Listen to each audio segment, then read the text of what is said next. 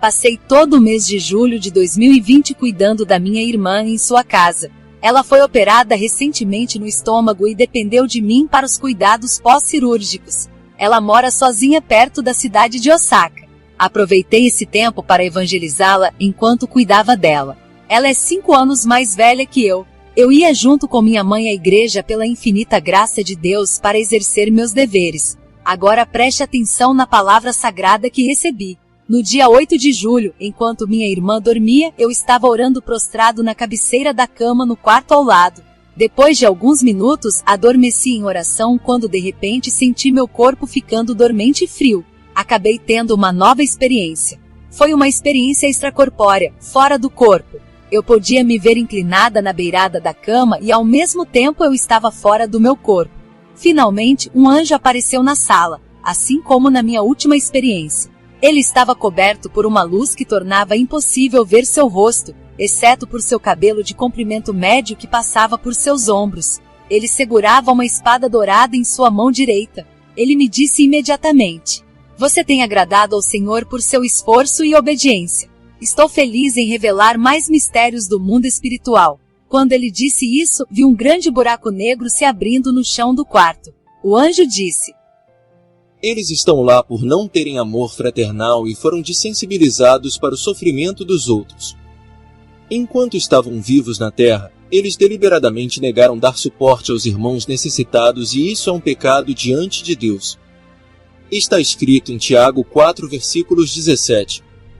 "Aquele que sabe fazer o bem e não o faz comete pecado."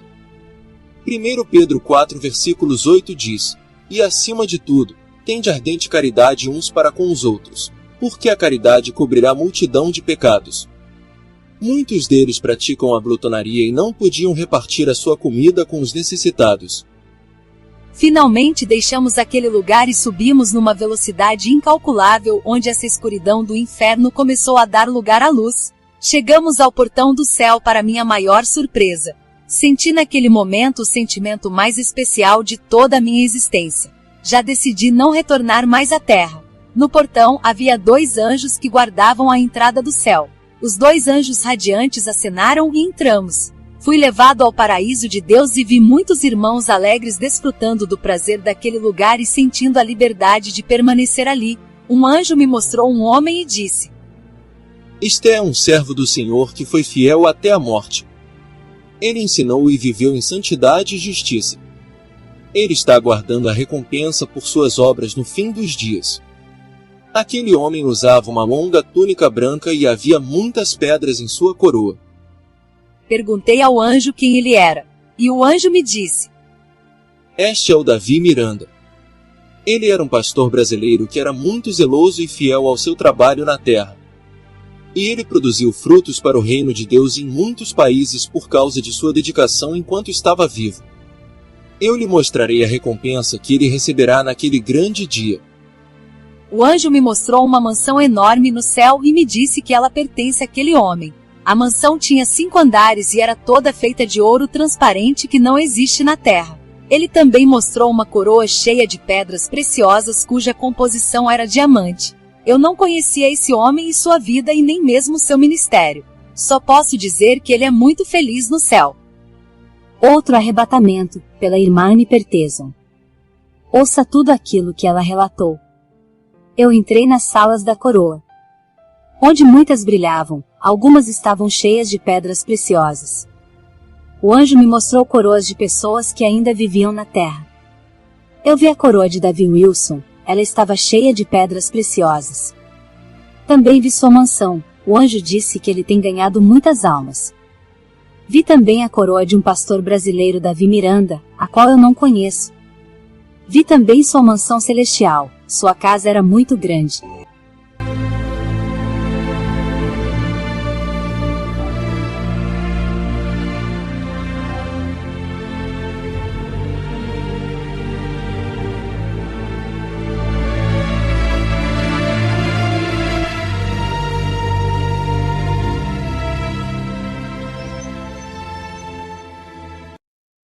Os anjos do Senhor, ele apareceu para mim e eu fazia a pergunta para ele e respondia que sim. E eles me levavam até o céu, chegando ao céu. E os anjos do Senhor, ele apareceu para mim. E eu fazia a pergunta para ele e respondia que sim. E eles me levavam até o céu. Chegando ao céu, irmãos, o Senhor, ele me falava algo a respeito de uma pessoa.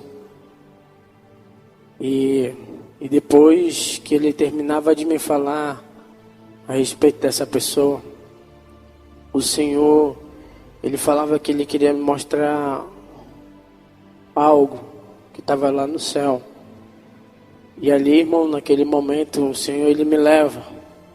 E eu de longe, eu vejo um homem sentado. E o Senhor lhe falava assim: caminhe até ele.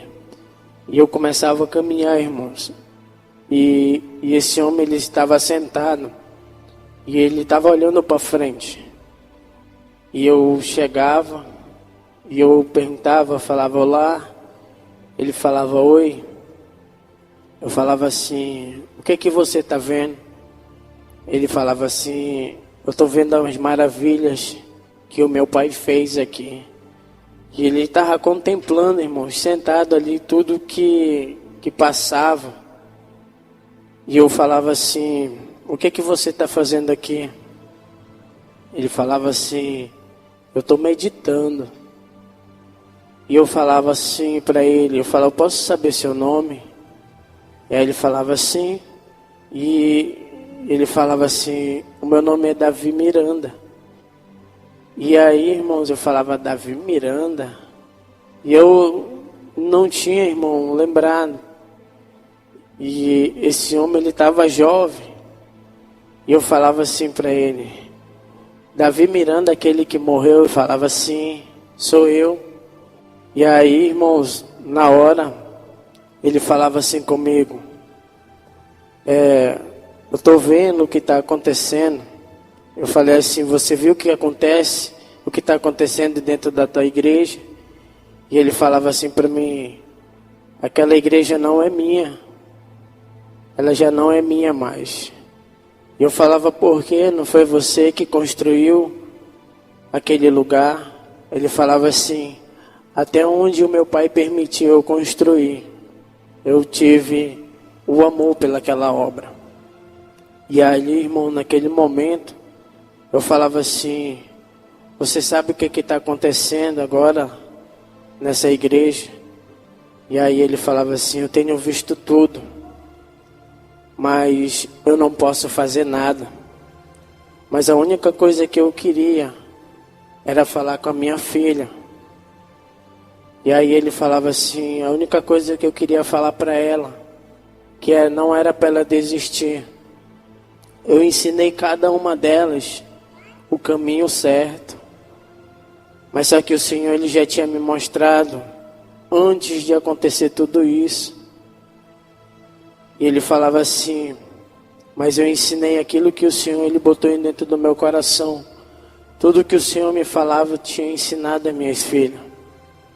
Mas eu sabia que isso ia acontecer. Mas eu queria ter um encontro com a minha filha. Eu queria falar para ela não desistir. Botar aquilo em prática, tudo que o Senhor me ensinou e tudo que eu ensinei a ela.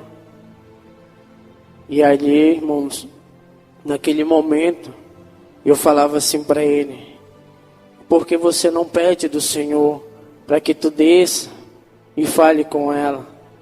E ele falava assim: eu não posso sair daqui até o dia da volta dele.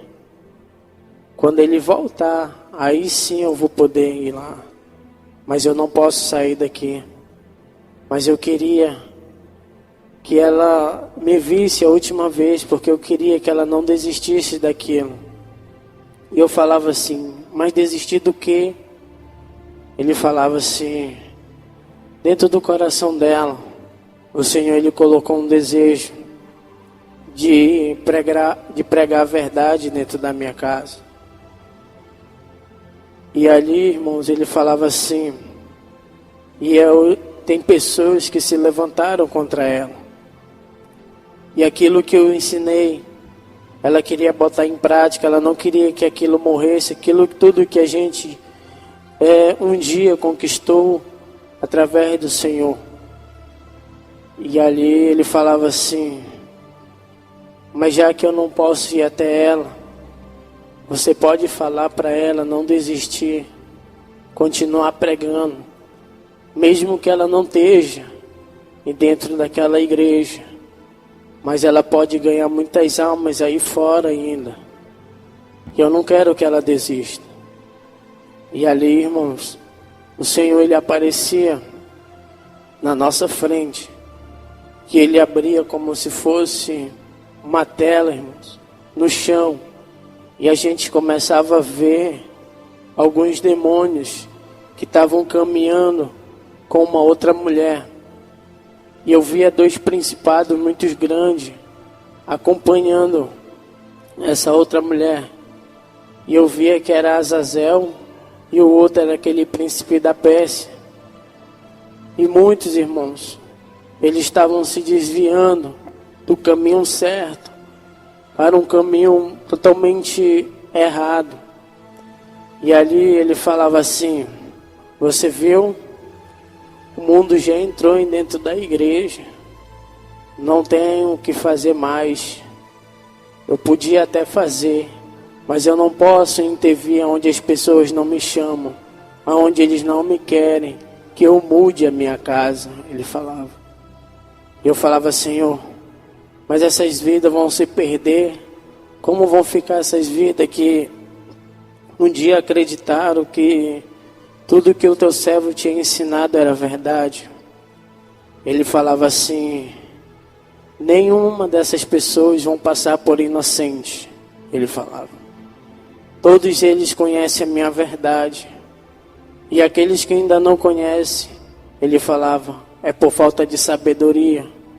Porque a minha palavra ainda está sobre a terra. E quando ela sumir, não tem pessoas que vão dizer, eu nunca ouvi isso. Ele falava. Então, nenhuma dessas pessoas vão passar por inocente. E aquelas que eu perdoar, é porque ainda tinha um coração sincero. E ali, irmãos, na hora o Senhor, Ele me tirava dali. E eu falava, Senhor, eu não vou poder nem guerrear para aquela igreja. E Ele falava, não. Eles já escolheram o que eles vão seguir, já tomaram a decisão deles. Mas eu continuarei com a filha do meu servo, a qual Ele pediu que eu caminhasse com ela. Enquanto ela estiver no centro da minha presença, enquanto ela fazer as coisas certas, eu estarei com ela. Mas no momento que ela se desviar do caminho, o Senhor falava que já tinha tirado a misericórdia da vida dela. E ali, irmãos, a gente voltava para dentro da igreja. E aí o Senhor, Ele começava a me falar, irmão, da oração. E Ele falava assim, dentro do coração do meu servo, que Ele falava assim, do Davi Miranda, eu tinha colocado um desejo, que ele levantasse um grupo em cada cidade. E cada grupo desse era um grupo de oração, um grupo de intercessão. E eu via, irmãos, umas irmãs e uns irmãos, não só num lugar. Era como se ele estivesse, como se onde colocasse ele em cada lugar, em cada canto. E ele falava assim, você está vendo? O meu servo ensinou eles a orarem e a me buscarem. Enquanto eles oravam, vidas lá fora estavam sendo libertas. E quando eu ouvi o Felipe falar, irmãos, da experiência dele, e eu lembrei, irmão, do que o Senhor ele tinha me mostrado através da oração daquelas senhoras. E elas todas de joelho, irmãos, orando, como a gente tivesse aqui dentro, todas as noites. Só que eles não tinham experiência que nem a nossa. Mas, irmãos, eles viam o anjo do Senhor, ele descia no meio deles. E eles podiam contemplar aquilo que era maravilhoso do poder do Senhor. E ele falava assim: o mesmo desejo que eu dei ao meu servo, Davi Miranda, eu coloquei dentro do meu servo, Juscelino. E hoje vocês estão aqui. Cada oração de vocês tem atingido muitas pessoas. Muitas pessoas estão sendo libertas através da oração de vocês. Cada lágrima que vocês derramam, vocês têm uma parte daquelas vidas que são ganhas.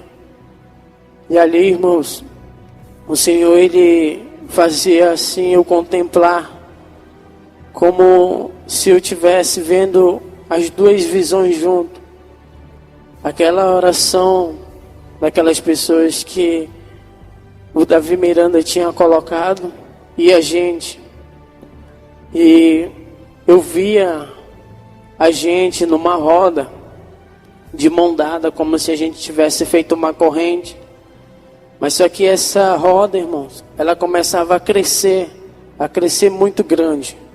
Eu via vários irmãos vindo e pegava na mão do outro.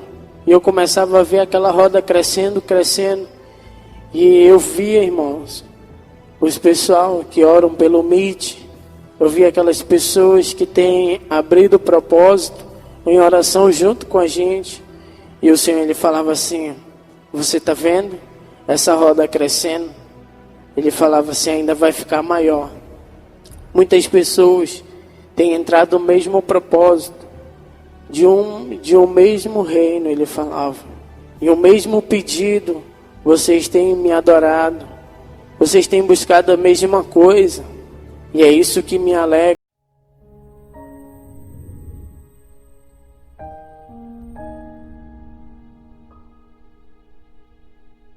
Não esqueça de se inscrever em nosso canal e ativar as notificações.